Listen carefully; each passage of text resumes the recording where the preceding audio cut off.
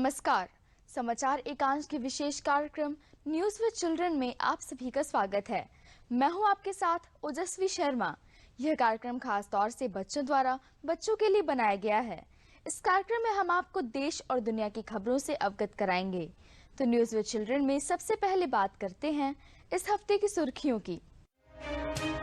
1 महीने तक चलने वाले काशी तमिल संगमम का प्रधानमंत्री नरेंद्र मोदी ने कल किया विधिवत उद्घाटन। 30 दिनों के समागमों में 51 सांस्कृतिक कार्यक्रमों का होगा आयोजन। भारत को G20 समूह का बनाया गया नया अध्यक्ष। इंडोनेशिया के राष्ट्रपति ने प्रधानमंत्री नरेंद्र मोदी को सौंपी अध्यक्षता की कमान। योगी सरकार प्रदेश में धार्मिक पर्यटन को बढ़ावा देने के लिए विकसित करेगी रामायण, महाभारत, कृष्ण शक्ति और आध्यात्मिक सर्किट। राम और कृष्ण के लीला स्थलों का होगा विकास। न्यूजीलैंड के खिलाफ T20 सीरीज में पूरी तरह बदलेगी टीम इंडिया। रोहित शर्मा और KL राहुल न्यूजीलैंड के खिलाफ इस T20 सीरीज में नहीं खेलेंगे। और अब खबरें विस्तार से। 1 महीने तक चलने वाले काशी तमिल संगमम का प्रधानमंत्री नरेंद्र मोदी ने किया विधिवत उद्घाटन। 30 दिनों के समागमों में 51 सांस्कृतिक कार्यक्रमों का होगा आयोजन। 17 नवंबर से 16 दिसंबर तक काशी में तमिल संगमम का आयोजन किया जा रहा है। इस कार्यक्रम का विधिवत उद्घाटन प्रधानमंत्री नरेंद्र मोदी ने काशी में किया। तमिल कार्तिक महीने की शुरुआत 17 नवंबर से होने के साथ ही वाराणसी में काशी तमिल संगमम का आगाज हो गया। काशी तमिल संगमम में 12 अलग अलग समूहों में लगभग 2500 से 3000 लोग तमिलनाडु से वाराणसी पहुंचेंगे। हर ग्रुप की यात्रा 8 दिन की होगी। दल 2 दिन वाराणसी में रहेगा और 1 दिन प्रयागराज की यात्रा करेगा।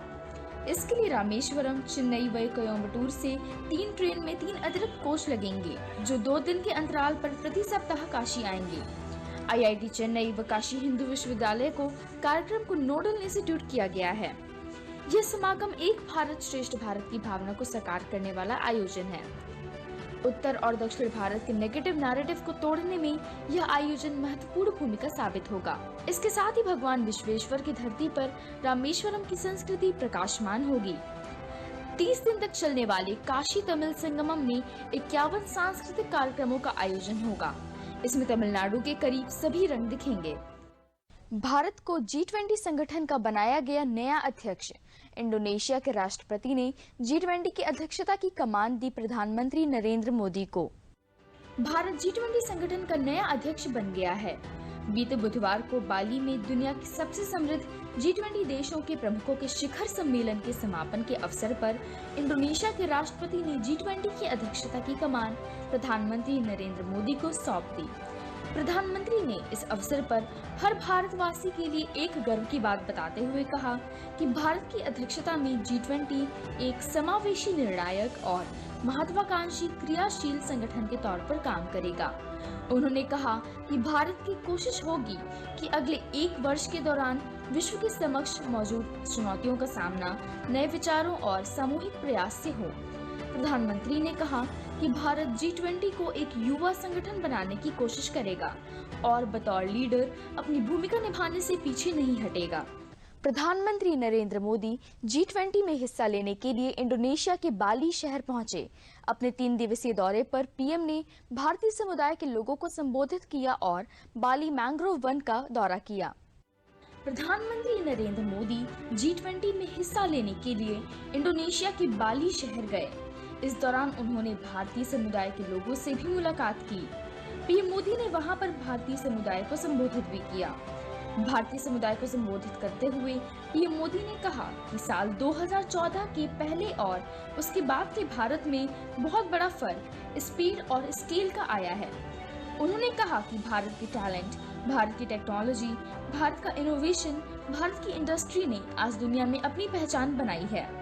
शिखर सम्मेलन के दूसरे दिन प्रधानमंत्री नरेंद्र मोदी ने सदस्य देशों के अन्य नेताओं के साथ मैंग्रोव वन का दौरा किया और इस दौरान मैंग्रोव के संरक्षण के साथ ही इंडोनेशिया में पारंपरिक तौर पर जल संरक्षण विधि की जानकारी भी ली। पारंपरिक तौर पर वहां जल संरक्षण की विधि को सुबक कहा जाता है। सभी आमंत्रित नेताओं ने मैंग्रोव का पौधा भी रोपा।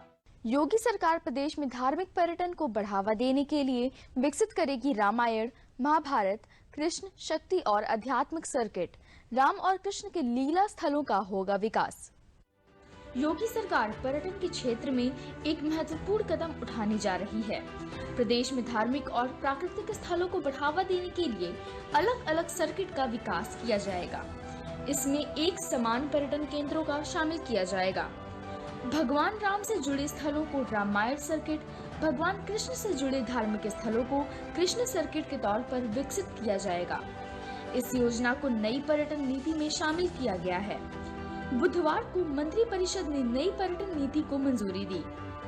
यूपी सरकार में कैबिनेट मंत्री ए.के. शर्मा ने नई पर्यटन नीति और पर्यटन के नए क्षेत्रों के विकास से जुड़ी जानकारी साझा की। जिन नए पर्यटन गंतव्यों का विकास किया जाएगा उसमें रामायण सर्किट प्रमुख होगा। रामायण सर्किट में अयोध्या, चित्रकूट, बिठूर समेत अन्य धार्मिक स्थल शामिल होंगे। इन धार्मिक स्थलों को भगवान राम एवं माता सीता के प्रतीकों के तौर पर देखा जाएगा। डोनाल्ड ट्रंप 2024 में तीसरी बार लड़ेंगे राष्ट्रपति चुनाव, कहा अमेरिका को फिर से पटरी पर लाने की जंग है जारी। अमेरिका के पूर्व राष्ट्रपति डोनाल्ड ट्रंप ने एक बार फिर 2024 के राष्ट्रपति चुनाव के लिए अपनी उम्मीदवारी की घोषणा कर दी है। इस घोषणा ने अमेरिकी सियासत पर उथल-पुथल मचा दी है। बुधवार को फ्लोरिडा राज्य में स्थित अपने निवास मार-ए-लागो में अमेरिका के राष्ट्रीय झंडों से सजे एक मंच पर चढ़कर डोनाल्ड ट्रंप ने ऐलान किया कि अमेरिका को फिर से महान और गौरवपूर्ण बनाने के लिए वो अमेरिका के राष्ट्रपति पद के लिए अपनी उम्मीदवारी का ऐलान करते हैं। इस निर्णय से एक बार फिर डोनाल्ड ट्रंप और जो बाइडेन के बीच फिर से मुकाबला देखने को मिल सकता है। देश में बाघों की बढ़ती संख्या के लिए पहचान बनाने वाले पीलीभीत टाइगर रिजर्व के पर्यटन सत्र की हुई शुरुआत। देशी विदेशी सैलानी हाथियों, बाघ और हिरन की प्रजातियों का कर रहे हैं दीदार। पीलीभीत टाइगर रिजर्व के पर्यटन सत्र की शुरुआत मंगलवार को हुई। पर्यावरण मंत्री के.पी. मलिक ने सत्र की शुरुआत की। पर्यटन सत्र के पहले दिन सैलानियों के लिए प्रवेश निःशुल्क रहा। वहीं सैलानियों ने कर्नाटक से लाए गए हाथियों, बाघ और हिरन की अलग अलग प्रजातियों के दीदार भी किए। प्रकृति के सौंदर्य के बीच बसे टाइगर रिजर्व क्षेत्र में बाघों की संख्या बढ़ रही है। यहाँ सैलानी हिरन की दर्जनों प्रजातियों के साथ साथ जलीय जीव मगरमच्छ और कर्नाटक से लाए गए 4 हाथियों के दीदार कर सकेंगे। टाइगर रिजर्व सत्र के पहले दिन सैलानियों को निःशुल्क प्रवेश दिया गया, जिस दौरान सैलानियों ने जंगल सफारी के समय हिरन की अलग अलग प्रजाति के दर्शन किए। वहीं टाइगर रिजर्व क्षेत्र में बनाए गए सेल्फी पॉइंट पर लोगों ने सेल्फी ली और बोटिंग का भी आनंद लिया। और अब खबरें साइंस और टेक्नोलॉजी से जुड़ी हुई। इसरो ने की ऐतिहासिक शुरुआत। श्रीहरिकोटा से इसरो ने पहली बार किया भारत के पहले निजी तौर पर निर्मित रॉकेट विक्रम एस का प्रक्षेपण। केंद्रीय मंत्री जितेंद्र सिंह भी रहे मौजूद। इसरो के लिए 18 नवंबर का दिन बहुत ही ऐतिहासिक रहा। इसरो के इतिहास में पहली बार एक निजी कंपनी द्वारा तैयार रॉकेट विक्रम सब ऑर्बिटल का प्रक्षेपण किया गया। सुबह 11:30 बजे आंध्र प्रदेश के श्रीहरिकोटा से इसे प्रक्षेपित किया गया। Vikram sub orbital single stage rocket है जो एक उपकक्षीय लॉन्च व्हीकल है। इसने अपने साथ 3 पेलोड लेकर श्रीहरिकोटा से उड़ान भरी। हैदराबाद स्थित स्काई रूट स्थित एरोस्पेस ने विक्रम सब ऑर्बिटल रॉकेट का निर्माण किया है। इस मौके पर केंद्रीय मंत्री जितेंद्र सिंह भी रॉकेट की ऐतिहासिक उड़ान को देखने के लिए श्रीहरिकोटा में मौजूद थे। अमेरिकी अंतरिक्ष एजेंसी नासा का मून मिशन हुआ लॉन्च। तीसरे प्रयास में चांद पर भेजा रॉकेट। धरती की पहली तस्वीर आई सामने। अमेरिकी अंतरिक्ष एजेंसी ने चांद पर इंसानी मिशन की बुधवार को शुरुआत की। करीब 50 साल बाद नासा ने अपने तीसरे प्रयास में चंद्रमा पर अपने मिशन आर्टेमिस 1 को फिर से लॉन्च किया। इससे पहले चंद्रमा पर नासा ने अपोलो मिशन भेजा था। अंतरिक्ष रॉकेट आर्टेमिस 1 और ओरियन स्पेसक्राफ्ट की यह पहली परीक्षण उड़ान है। 322 फुट लंबा यह रॉकेट नासा द्वारा बनाया गया अब तक का सबसे शक्तिशाली रॉकेट है। इससे बिना चालक दल वाले ओरियन स्पेसक्राफ्ट को चांद पर छोड़ा गया। ओरियन करीब 42 दिनों तक चांद का परीक्षण करेगा। नासा 2025 में अपने तीसरे मिशन द्वारा अंतरिक्ष यात्रियों को चंद्रमा पर उतारने की योजना पर काम कर रहा है।